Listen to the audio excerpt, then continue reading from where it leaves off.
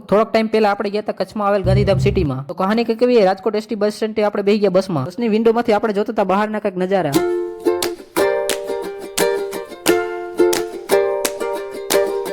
અડધી કલાકમાં આપણે પહોંચી ગયા ટંકારાના બસ સ્ટેન્ડે. ટંકારાના બસ સ્ટેન્ડ થી થોડીક જ વારમાં આપણે પહોંચી ગયા મોરબીના બસ સ્ટેન્ડે. કાકા નીંદર કરે છે ને આપણે હવે ઘડીક વાર નીંદર કરી લઈ. અચાનક જ એક આંખ ખુલી અને જોયું મોરબીમાં એક નાલું, પણ એને એક્ઝિટ સામે જતી મોટી મોટી બિલ્ડિંગ કઈ સમજાતું નથી.